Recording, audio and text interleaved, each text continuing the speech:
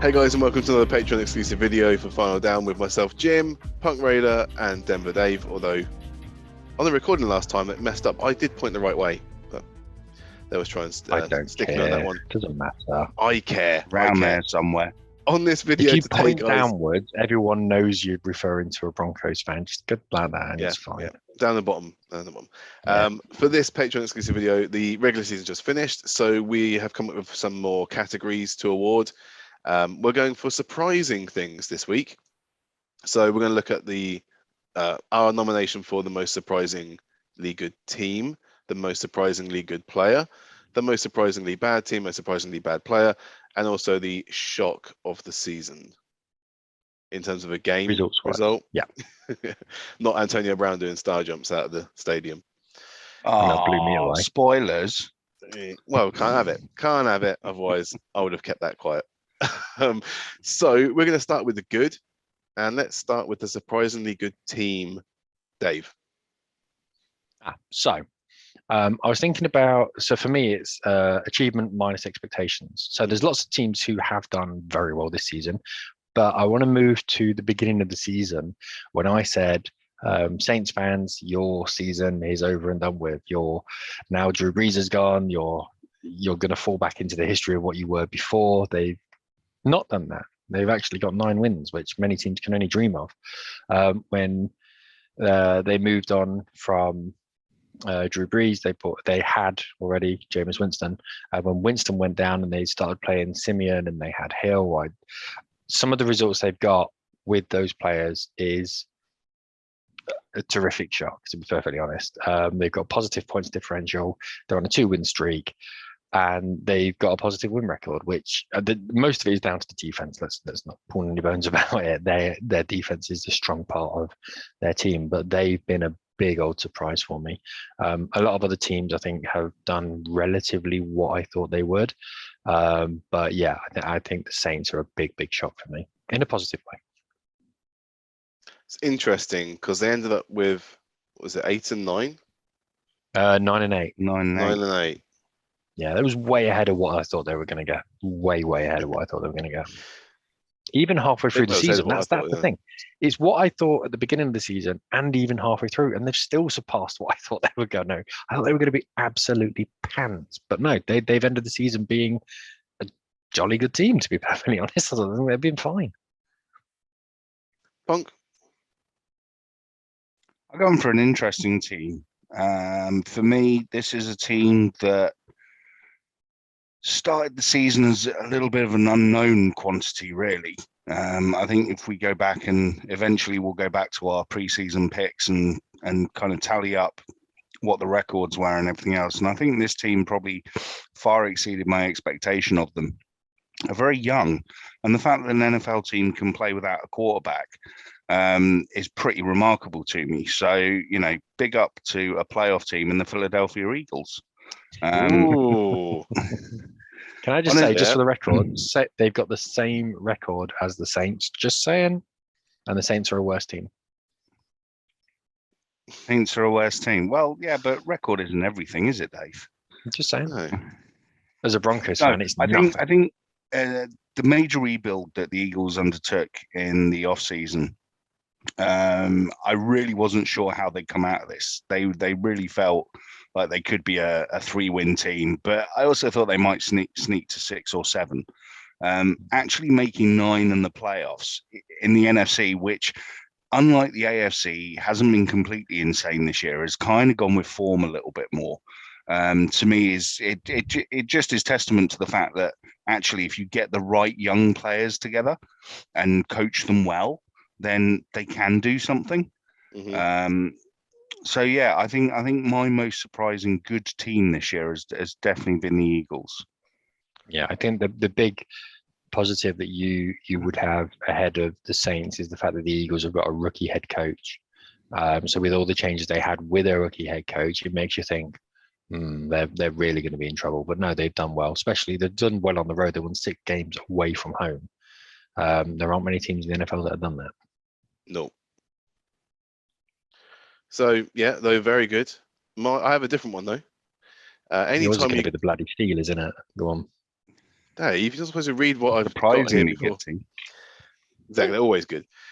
So whenever you go from worst to first in a division, that's got to obviously be surprisingly good. And the Cincinnati Bengals have come out of nowhere when everyone was crying. The usual preseason last couple of years talking about the Browns, the Ravens with Lamar Jackson, Steelers, still always there and thereabouts. They won the division last year. No one was really talking about the Bengals, despite the fact that they do have a quality number one overall quarterback now in the building. Joe Mixon has been good for the last few years, since he came into the league, really. But they managed to pick up Jamar Chase, a college, a teammate of Joe Burrow is what I was trying to find the words for there. And they finally managed to put them all together with T. Higgins they picked up last year as well. They've now got a proper attack. They have been surprisingly good on their O-line, which everyone was worried about if they weren't taking. That's what I was going to say. And they're now in the position where they won the division, which they haven't done for a long time, and they're now up against a relatively easy pick there against the Raiders in the wild card round. Let's stay to the favourites, shall we?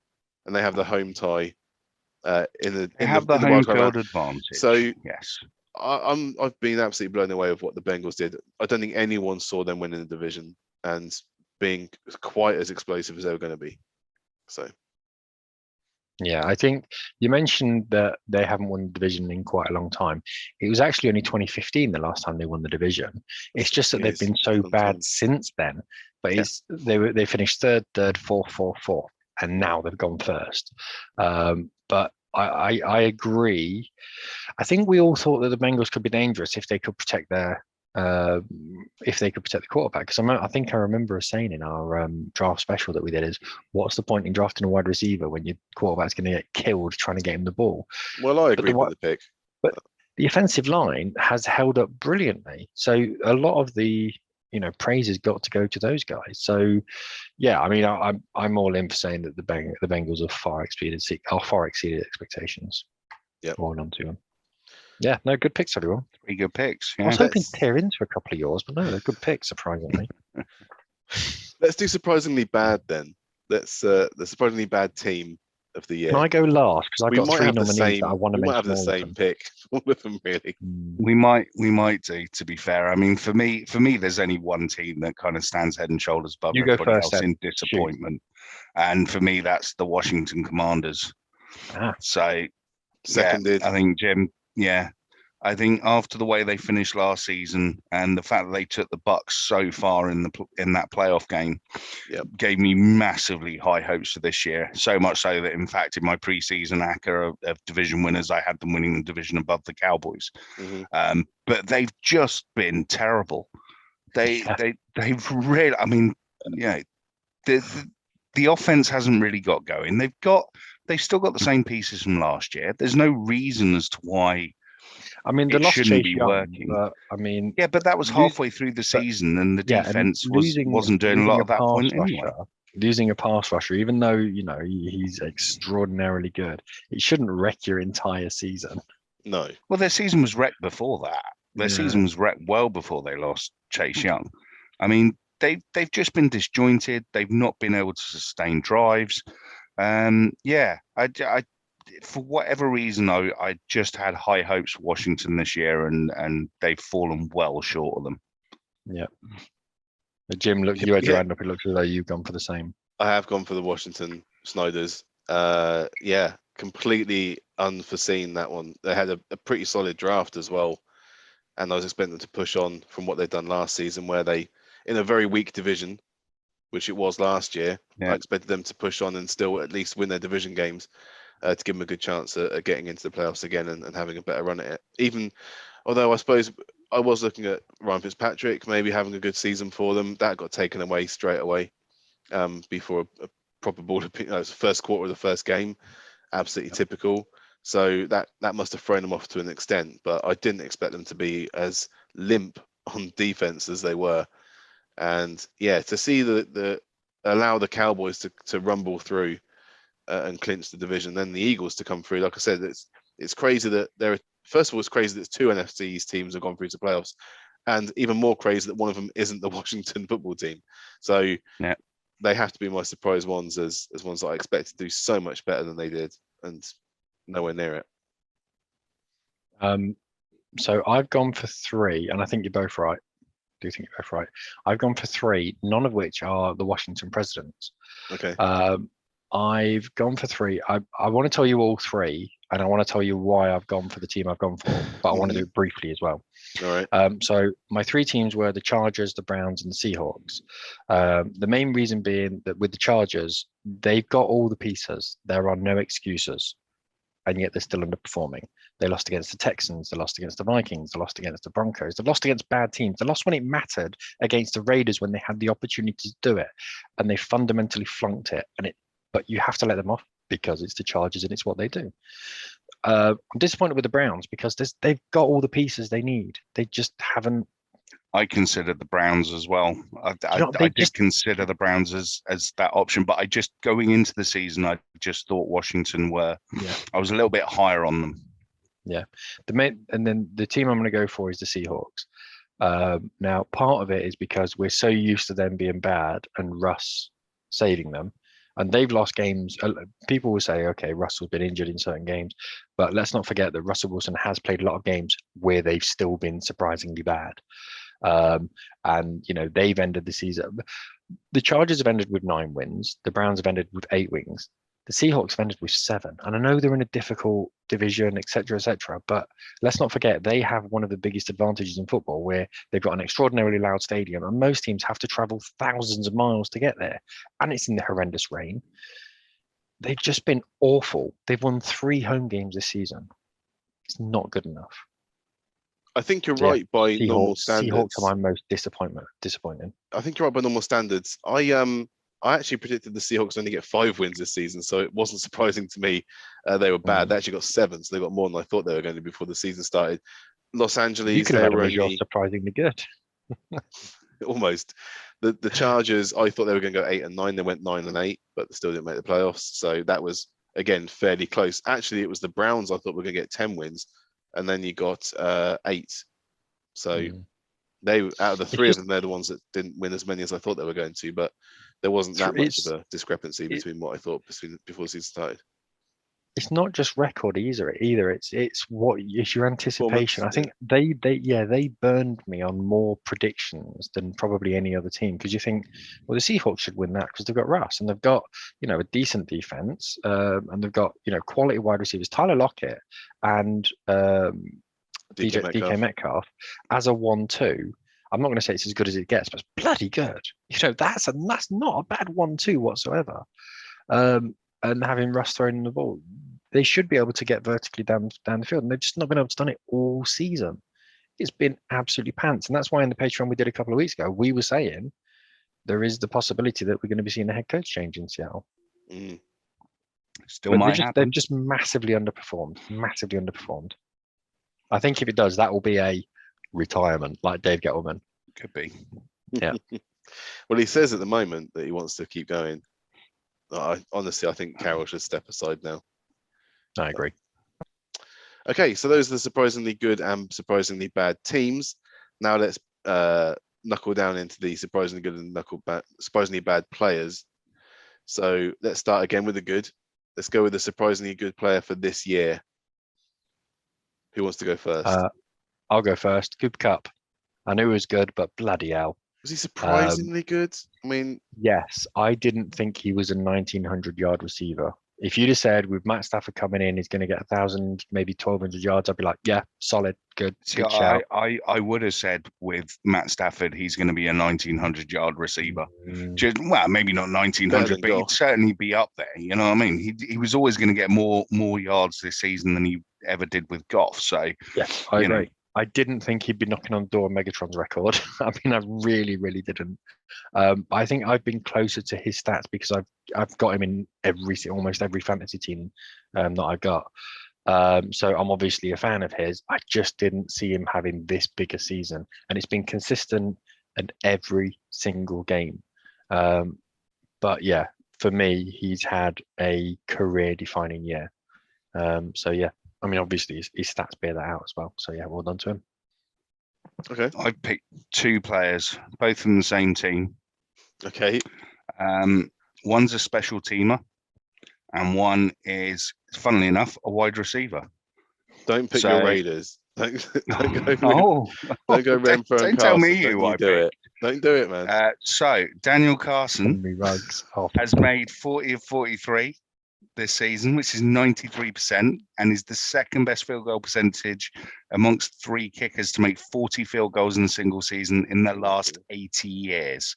Doesn't mean it's awful. It's not awful. Just looking at your own team all the time. Well, of course. What other team am I going to look at? people are Yeah. paying for this shit. The wide receiver is Hunter Renfro. Going into this season, absolutely nobody would have had him in the same league as Tim Brown and Jerry Rice, and yet those are the numbers he's putting up. Ever since the whole Ruggs incident, Renfro has literally stepped up and taken the majority of this passing offense on his shoulders and has run with it. And I think from where we expect him to be a good possession slot receiver to start with, Captain, You're going with both of them. then I think Renfro has massively exceeded expectations. That's what I'm having. I don't care. Booyah sucks. We're in the playoffs. We're winning the Super Bowl. You're not winning the Super Bowl. Jesus. All right, let's go back to my choice then. Let's come back to reality. Yeah, please. Yeah. I'm going to pick someone that is not a Pittsburgh Steeler, but who was I was going to say, Steeler. I swear to God, if you pick Najee Harris, I'm quitting the podcast. Surprisingly good. I knew he was going to be good. A surprisingly good player I'm going to pick is James Conner. James Yes, I Conner, agree with who finished in Pittsburgh. Well, surely that's just picking a Pittsburgh Steeler. No, because he's now playing for the No, he Cardinals. plays for the Pittsburgh Steelers. He might not have as many yards, but when it came to the end of his tenure with Pittsburgh, there was a feeling that they kind of got the best of him, and whatever he did next was going to be as the second or third choice running back for a team. He's come to the Cardinals and he has reeled off 14 touchdowns. I mean, that's more than he ever got. Yeah, but it's easy when you only come in and run from a yard, isn't it? He's not just doing that.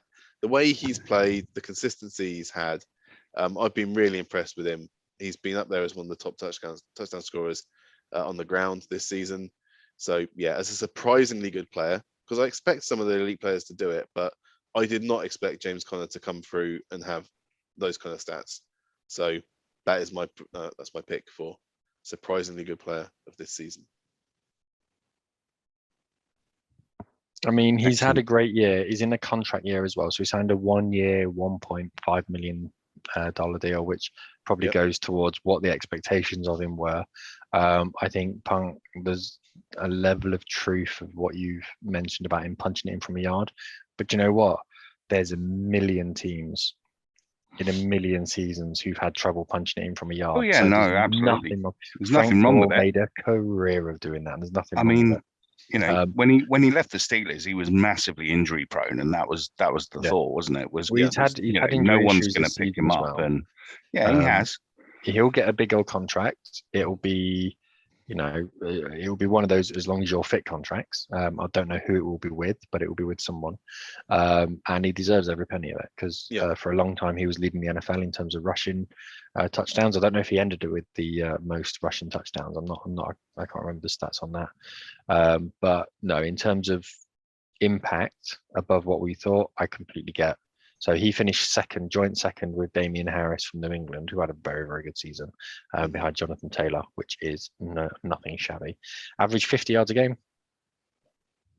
You can't moan at that. So yeah, James Conner, I think he's a very good shout. Hunter Renfro's dog shit. Sorry. So back in your box. Take Carlson if you want.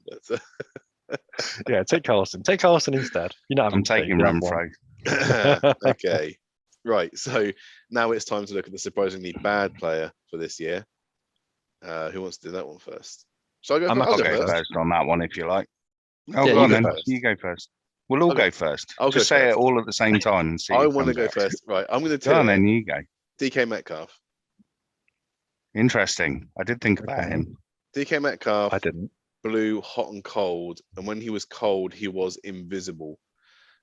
He still got his touchdowns. Like I said, he had some good games. Had like a 3 touchdown game, I think, once. Like week 1 or week 2, but then just disappeared. I mean, from what he did in year 2, when he was very consistent and big plays pretty much every week, we're seeing him and couldn't really ignore him.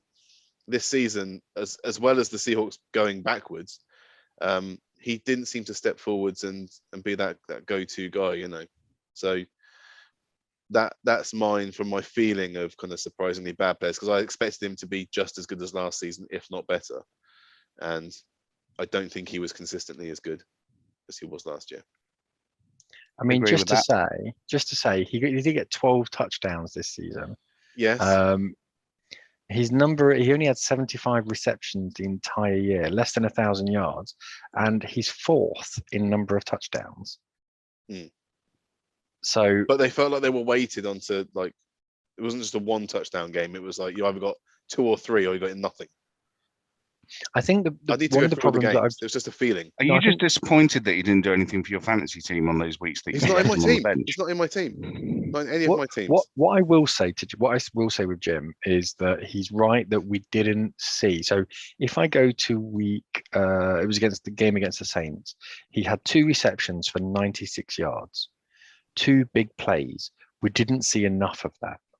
There weren't many. Do you remember what we used to see? I mean, we saw that stupid thing where he tried to carry the ball in the end zone and ended up getting punched out of his hand.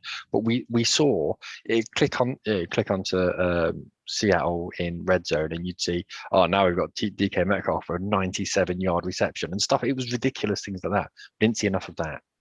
Honestly, 75 receptions. Not enough. I thought this season Metcalf was going to step up and take over from Lockett as the number 1. Yeah, and totally actually cement himself as the team number 1. They were going to, softly drop Lockett's production out, eventually to replace him. That's not happened. So, quite what the problem has been with Metcalf, whether it's him and Russ not on the same page, I don't know. I mean, he's not been diabolical, like you say. He has still been scoring touchdowns and getting yards. 4th in the league, but he's definitely not been anywhere near the player that we were seeing last season. The thing that's interesting, Joe, I want to ask you a question, Jim, and Punk, you can get in on this as well. So when he was drafted overall, I think he was a 2nd or 3rd rounder, which means you don't get a 5th-year option. So next year he will be in his final contract, and if he was a 2nd rounder, that means he'll be earning 1.5 million. Yeah, 2nd rounder. Yeah, so he'll be earning next year about 1.5 million in his final year. I know that because Drew Luck's on similar money. So it'll be only 1.5 million. He's on the last year of his contract. Do you re-sign him? And if you do, how much do you spend on him? Because that's a key thing now. Well, you should re-sign him. You try and sign him for a 5-year, $75 million contract. Standard WR1 contract. But it will depend on a couple of factors. Is he going to want to sign if Russell Wilson's not there? Is he going to want to sign if Pete Carroll's not there? Or is there? Or is there even possibly? Who knows? I think the main thing I was going to say is, I think the main thing I was going to look at was, do you offer him a wide receiver 1 contract with the fact that he hasn't been able to overtake Tyler Lockett? Yes, because what you're looking at this as a blip and a slight regression season, like a quarterback in year 2 that doesn't quite progress as quickly as he did in year 1. I think you look at it as a blip year rather than the mean. Now, if he does the same next season and is still invisible, then you worry. But the problem you've got is that if he's doing it next season, you've already got to offer him the contract. Otherwise, he's a free agent and out the door. Yeah. And completely unrestricted free agent as well. There's no restrictions that you have in there. You get nothing back for him whatsoever. No. Interesting. I wouldn't offer him a contract immediately. I'd want to wait and see what he does next season, because it's 33% of his sample is Gumph. If you want to keep him, you've got to open up negotiations early, because absolutely there's no way that he's going to stick around on the free market for very long. They haven't. If anyone gets a sniff of him being available, they've got so far in his career. So far in his career, he's earned $2 million. That's his total career earnings so far, more or less. Well, it's 3 million, closer to $3 million. Sorry. How old is he? So he's on $3 million. So his next contract is going to be heavily weighted towards guarantees as well. So yeah, Seattle are in for a tough choice there. Not a bad shout. One I hadn't anticipated though. Punk, you want to go? Mine's really quick and easy actually. Hunter Um, Renfrow. See, No, not Hunter Renfrow. Mike He's a Williams. man that got paid 72 No. million to do absolutely nothing. Okay. A $72 million contract for a wide receiver to catch no touchdowns in the biggest market in the NFL. Kenny Golladay. I mean, he's been dead for most of the season. He's done nothing. He's done He's been injured. absolutely nothing. Doesn't matter. It kind of does. It doesn't. You don't pay 72 million and expect no touchdowns. He's not been injured the entire season. It kind of has. No, he kind of hasn't. Well, he's also had Mike Lennon thrown at him Yeah, as well. he's also so- had Glennon and Froome, but From Frommy. I mean, I'm looking. He's played in a lot of games. I'll concede that he's played in more games than I'd anticipated. To go and read the stats then, seeing as you've got them. So he's played a number of receptions, 3 receptions, 3. So he's been part of a lot of Yes. games. 37 receptions for the year, 500 yards. Guess how many total touchdowns? Now, remember, we're only a couple of years, back Zero. from when exactly 0. We're only a couple of years back though from when he led the league in touchdowns. Yeah. Him and Jones in Detroit were smashing it as a 1-2. Yeah, And, let's just say though, let's not forget that on the best possible day against the best possible day in New York, he's got Daniel Jones throwing at him. Worst day, he's got Jake Fromm throwing at him. So it's not been easy for him, but yeah, he's been disappointing. I'll give you that. I'd still for 70 million expect I genuinely thought he'd been my injured for receiver like months. no, he's just done nothing. He's just literally done nothing, which means he doesn't appear on a highlight reel. He doesn't appear in a commentator's mouth. He's been god awful. He did have one game where he got over 116 yards. Oh, marvelous. Other than that, I mean, We're talking wide receiver 1 contract, yeah. No, not having it. I want to have a Go on, quick look Dave. at his contract. Right, so I'll go up. So it's 72 million. Jesus Christ, that is bad. 40 million guaranteed. So I have one name and one name only. Jerry Jeudy. He has been injured. No, he had a high ankle sprain and missed 3 weeks. Other than that, he's been 4 weeks. Other than that, he's been rubbish. In his first season, 12 drops. And he had a drop ratio of 17.6%, which is the highest out of any wide receiver in the modern era who's played over 100 snaps in a season. This year, so underwhelming, it's ridiculous. Guess how many touchdowns he's got this season? None. Not a single one. Really? Not a First round single pick. one. First round pick. He's got more fumbles than he has touchdown receptions. His average this season for a deep threat, 12 yards. His inability to run a route, which was meant to be one of his main strengths, Mhm. is shocking. Shocking. His inability to get any kind of separation. So disappointing. If the Broncos cut him, wouldn't be disappointed.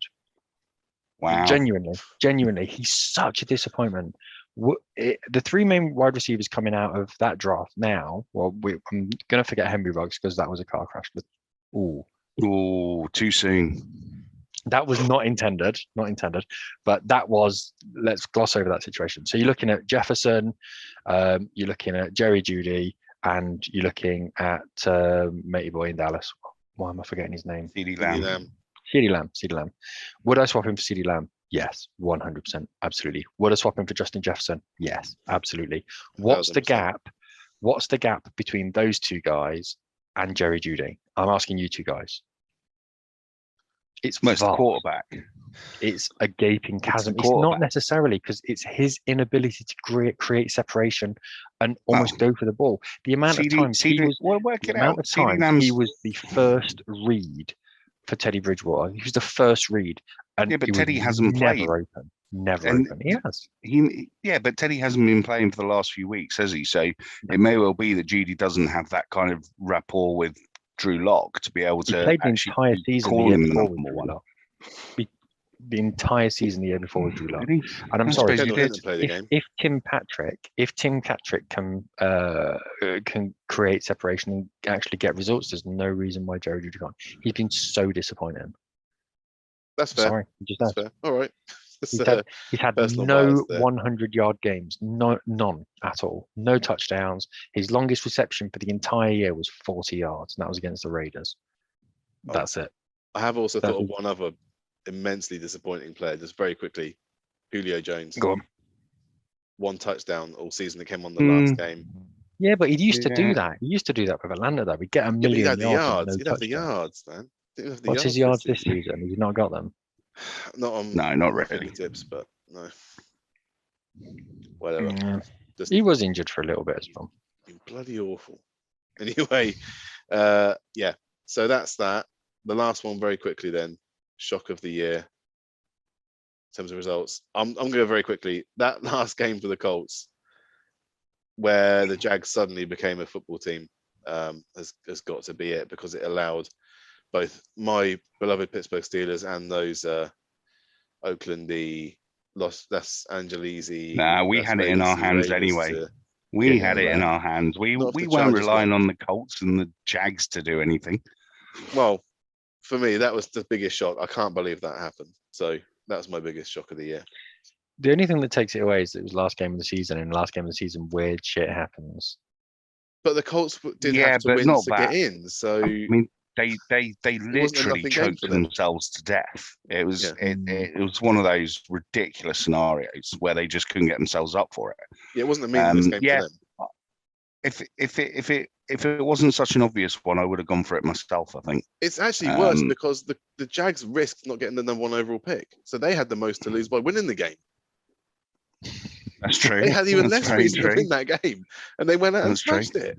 So Yeah, but riddle none me of that none one. of the players on the field give a monkeys about first overall pick. 'Cause it's just, Exactly. players exactly. are high picking them, so that doesn't mean anything. Yeah, I'm just saying.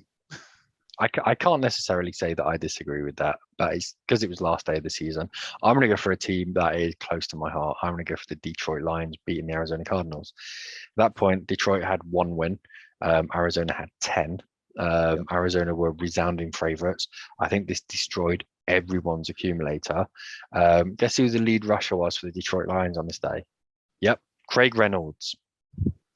Yeah, absolutely. Yeah, he's massive bought player. Up to that point in his entire career, he had a total of less than 40 yards. I can't do the maths quickly. Less than 40 yards. On that day, 112 rushing yards. So career days for him, 30-12.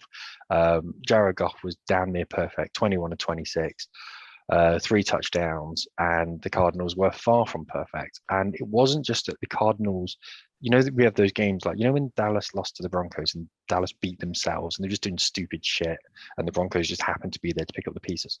Detroit beat them.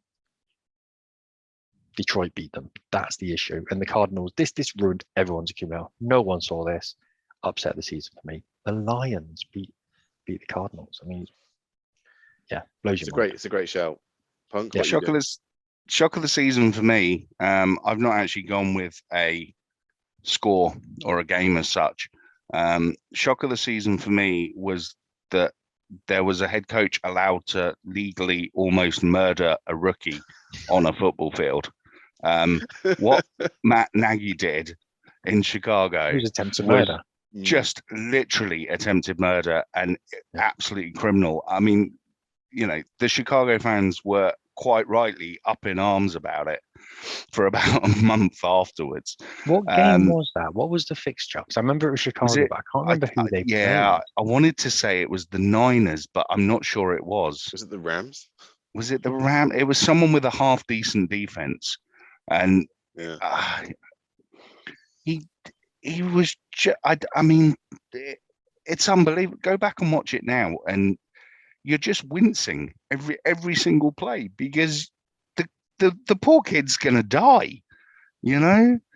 It was just, I've never seen such negligent coaching in all my time watching the That's NFL. why he lost Can't his have job. been the Rams, but it could have been San Fran. It could have been 38-3 against Bay, the Bucks. Yeah. I can't remember exactly which game it was, but Green Bay. I've never seen such a terrible act against a rookie quarterback. It's like if it then- wasn't on purpose, how would it have then been any worse? How would you do it?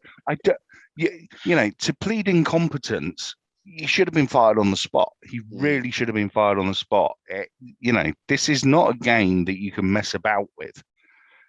People do get hurt, Yeah. and that was just negligent. If you want a game as well, I think the biggest shock for me was probably the Jets beating the Titans. I think it was back in week 5 or something when Derrick Henry was still smashing over teams and all the rest of it. But yeah, for me, Matt Nagy I'm so glad he's lost his job because he didn't deserve it after that. Yeah, absolutely. Well, there we go, guys. It was pretty bad. Those were our surprising picks for the season. I've got one surprise award as well, and that's for the biggest shock pick on a podcast in 2021, and that's Punk picking Hunter Renfrow. It's not a shock. It's not a shock. Not The a man's shock, actually. earned That's his not shocking that praise. you I'm picked winding He's the him. Raiders. earned his praise. Hang on, The he boy scraped over 1,000 yards. done good. Scraped over 1,000 yards with 100 catches, just over 100 catches. So Let's not forget, with a quarterback who was playing at an MVP level. he was for the first 4 weeks, but he wasn't the number one receiver in the first 4 weeks, was he? It was Ruggs. So saying he is honestly in the pantheon of receivers with Tim Brown and Jerry Rice. For the Raiders. For the Raiders, he is absolutely. It's a very deep class of talent. Yeah, indeed. Anyway, so that's our Patreon for the week, guys. Thanks very much for being part of it as always, and we'll see you very soon. Cheers.